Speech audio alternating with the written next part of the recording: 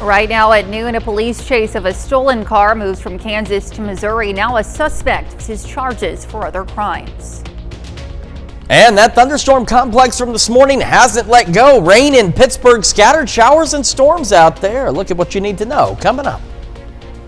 Plus, the latest on the plans to demolish the historic Pennsylvania Avenue Viaduct in Joplin. The 4 states' most watched news starts now. Well, this is KOAM News at noon. I'm Elise Noe. New at noon today, a tense night in Webb City ends peacefully after a standoff lasting nearly 4 hours. It started around 7:30 last night when officers surrounded a home on North Pennsylvania Avenue. They called out for the man inside to surrender. Through the night, teams forced open a front door, used a drone to check inside, and even saw dogs run from the home to a nearby neighbor.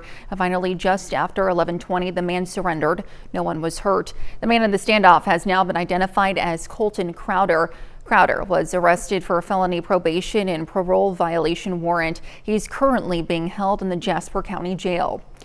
And a crash involving a motorcycle and car claimed the life of a young man in Joplin. The crash happened yesterday morning on 20th and Schifferdecker Avenue when the northbound motorcycle struck a car heading south. The driver of the car was not injured. A crew rushed the motorcycle driver, 18-year-old Nicholas Jones of Joplin, to the hospital, but he died of his injuries. And a police chase of a stolen car begins in Kansas, then ends with an arrest in Missouri. It all began as police chased a stolen car in Pittsburgh. Sheriff's deputies from Crawford County took over as the chase moved out of the city and eventually east into Missouri. Officers from Crawford and Jasper counties managed to use tire deflation devices on the vehicle, but the driver continued to flee. Authorities say the driver intentionally hit deputy vehicles from both counties before officers managed to use a tactical maneuver to stop the car near Sumac and 210th in Jasper County.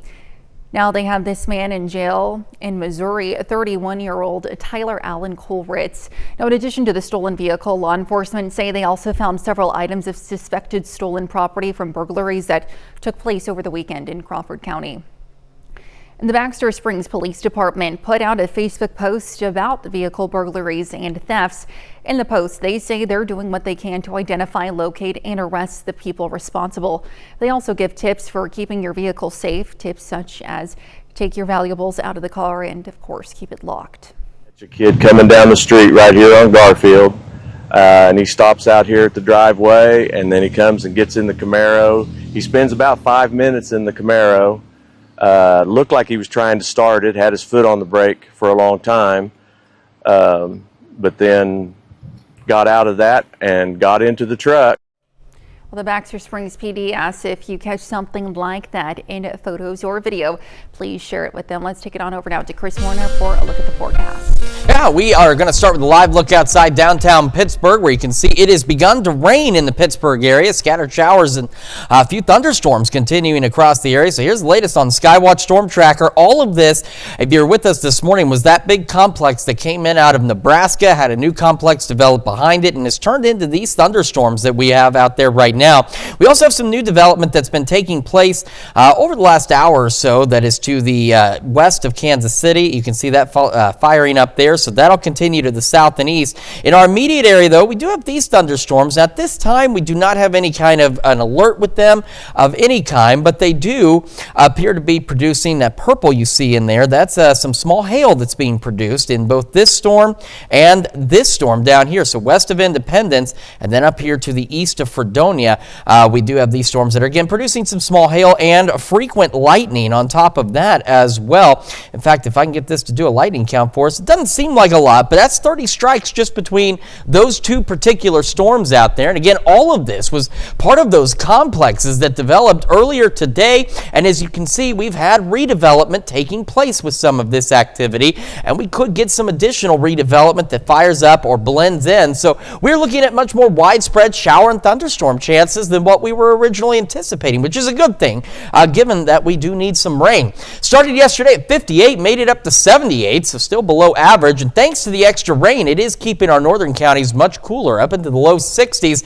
Down south, where we haven't seen as much rain, we're into the upper 70s in some cases, and we've got a band of low 70s in between all of that. Through the rest of the evening, these showers and storms are still expected to begin clearing out about 5, 6 at the latest. We'll have partly cloudy skies through the evening, near 80 by 7 and back down into the upper 60s by 11. We do have more rain chances on the way. We'll break down those details for you here in just a few more minutes. Elise? All right, Chris, Thanksville community members gathered to learn more about the demolition project for Joplin's Pennsylvania Avenue Viaduct. The viaduct has been closed since being found unsafe in 2019. Now, the future of the site becomes complicated by property ownership of the land surrounding the bridge. We do not have no street right-of-way underneath the bridge, which is very unusual. So if we were to put back an at-grade road, we would have to go through the process like building a brand new street through an existing neighborhood. Demolition is expected to occur before MoDOT begins a reconstruction project on 7th Street. The Federal Communications Commission plans to vote on a proposal that would allow prisons to jam contraband cell phones. The vote is expected to happen this month, and the Supreme Court has given the Trump administration clearance to move forward with roving immigration crackdowns. Natalie Brand reports from the White House. One day into a new immigration enforcement operation in Chicago, the Trump administration says it's targeting public safety and national security threats. We're not out sweeping neighborhoods. We're not out looking for non-criminals. Now, if we run into a non-criminal during these operations, they're absolutely going to be taken in custody. Operation Midway Blitz in Illinois comes as the Supreme Court has temporarily removed limits on what critics call aggressive, unconstitutional immigration roundups based on factors, including a person's apparent ethnicity. The High Court lifted a lower court's order in California that had blocked those tactics while a legal case continues. I don't talk about pending cases before the Supreme Court. We've decided this one issue, but the case is going back down. There will be further proceedings in the court below. Justice Sonia Sotomayor appeared on CBS Mornings. She wrote a scathing dissent calling it a misuse of the emergency docket and saying we should not have to live in a country where the government can seize anyone who looks Latino, speaks Spanish, and appears to work a low-wage job. To community members and leaders who are worried about profiling, what do you say? All these stations aren't racially profiling. The law says you've got to establish reasonable suspicion to detain and question somebody. And I think the men and women, ICE and Border Patrol, are doing exactly that. And I think the Supreme Court disagreed with us. The Trump administration says it will continue to crack down on sanctuary cities. The mayor of Chicago says the city did not receive advance notice of the enhanced immigration action and remains opposed to any potential militarized enforcement. The president has not yet announced a deployment of National Guard troops to the city. Natalie Brand, CBS News, the White House. Coming up, a potentially life-saving transplant in southeast Kansas, and later we're making beefed up rice casserole in the Mr. Food test kitchen. A local church family is celebrating a remarkable act of generosity. KOAM's Blake Gully has more on the kidney donation. Inside Christ Church of Neodesha, faith and friendship turned into something life-changing. Chris Van Knight's a longtime church member needed a kidney transplant after years of bad health habits. That's when fellow member Matt Arnold made a decision to donate his own. So we brought it to church and, just asked church to pray for us, help me through dialysis because it's rough. And that's when I found out Matt wanted to step up and be a donor. Sorry. Matt says his faith in the scripture about laying down one's life for a friend inspired him to take action. And there was something inside me that just felt like I had to help, and I felt like I was the right one for him because same blood type, same size, same frame. I felt like we were perfectly matched together, and it just somehow worked. And it obviously did, because we are a perfect match. For Pastor Joseph, this moment goes beyond the surgery itself, saying Matt's kidney donation is a powerful example of giving. My message would be, you never know what you may have that might meet somebody else's need. And I think we all just need to be open to that. open to contributing your own act of selflessness. Reported in Neodesha, Kansas, Blake Gully, KO. Well, to help ease the financial burden, a local ministry has set up a fundraiser. You'll find those details on our website, KOAMnewsnow.com. Well, September is Suicide Awareness Month, and a local group wants to bring hope to people who are struggling. Yesterday, family response advocates with the Pittsburgh Police Department created a sidewalk of hope in front of the department. Now, this project is to help grow community awareness, honor life, and show that there are resources to help. So we want to be able to ensure that we can reach all of these people, and by doing that, we're creating a sidewalk of hope for those to see that they matter. There is help.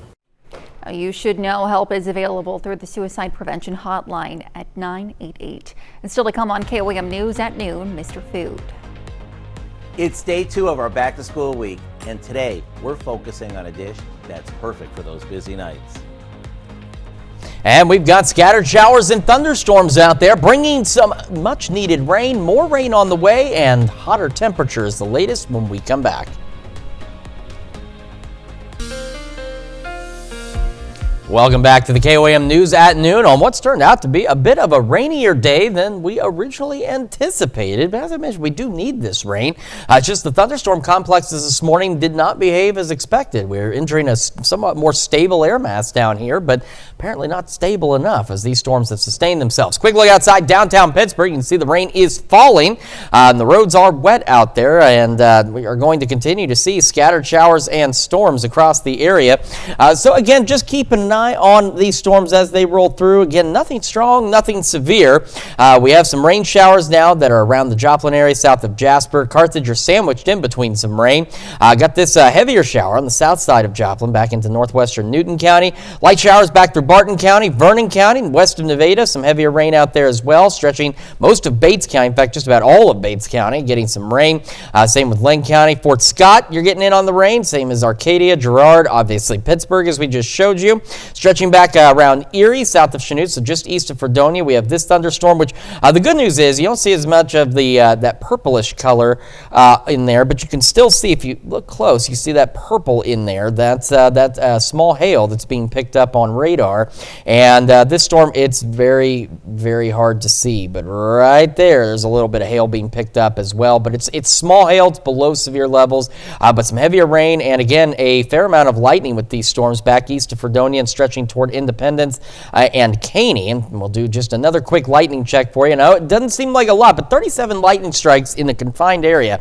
That can be a lot of lightning in a limited space. So the big thing is, again, these aren't severe, but you still want to remember when thunder roars, head indoors. So all of this activity continuing to push south and east. We've had to try, and if you look, you'll see where it tries to recycle. It is stopping that process a little bit, but part of it's because this storm here kind of absorbed that. We've had some new development try and take place around Chautauqua County, and we have new thunderstorms. They're small, but they are thunderstorms that are now southwest of Kansas City. Those are also pushing south and east as well, so we shouldn't see too much more in the way of additional development, but we will start to get this through. In fact, that little shower here in northwest Newton County is picking up a bit as well. It's a new development too, just taking place. So we've still got to get through all of this, and it will continue. Future Track, earlier had a hard time picking up on this activity. It's picked up on some of it, but as you can see, it's still not quite got it down. But I do still believe that we are looking at 5, maybe 6 o'clock this evening at the latest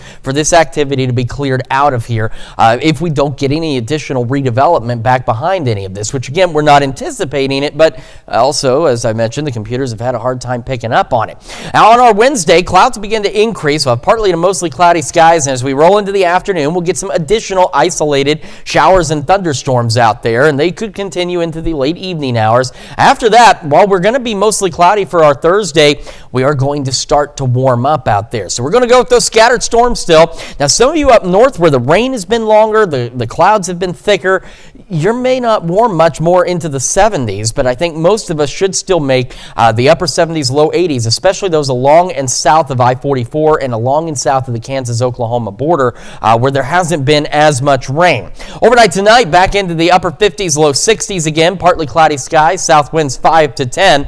Tomorrow, we're warmer, but seasonably so. You saw our average high is about 85, so we're going to go mid 80s, so maybe a degree or two above average. However, we start going 5 to 10 degrees above average. average into this upcoming weekend. Temperatures climbing into the low, possibly mid-90s, so a little unseasonable for this time of year. Staying warm next week, some upper 80s, low 90s, a few more rain chances next Tuesday and Wednesday. So again, big thing today right now is just when thunder roars, head indoors as these storms continue to push on through. Of course, it's an important reminder, Chris. Thanks. Well, stick around. We're making beefed up rice casserole in the Mr. Food Test Kitchen. We'll be right back. Well, this all-in-one dinner is perfect for busy nights, especially as school season ramps up. Today, Howard is making beefed up rice casserole in the Mr. Food Test Kitchen. It's day 2 of our back to school week, and today we're focusing on a dish that's perfect for those busy nights when it seems like everybody needs to be at a different place at a different time. So no matter what time your troops show up for dinner, this all-in-one favorite is always welcome. The first thing we do is brown a pound or so of ground beef along with some crumbled Italian sausage and a few seasonings. While that finishes up, we combine a jar of spaghetti sauce with some cooked white rice. Half of this goes into a baking dish and we top it with half the meat mixture. Some sliced mozzarella goes over that and we sprinkle on some Parmesan cheese. We'll repeat the layers one more time and into the oven it goes until it's heated through and the cheese is melted.